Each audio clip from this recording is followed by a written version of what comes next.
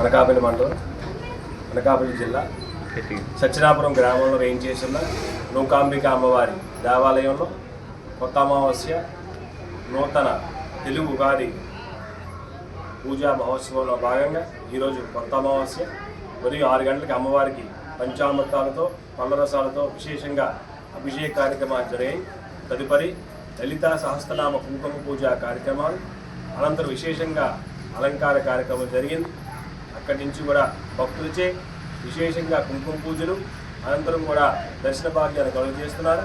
అమ్మల కన్నా అమ్మ ముగ్గురమ్మల మూలపట్టమ్మ చాలా పెద్దైనటువంటి నూకాంబిక అమ్మవారి ఈ దేవాలయంలో ఉదయం నుంచి కూడా విశేషంగా పూజా కార్యక్రమాలు జరుగుతున్నాయి.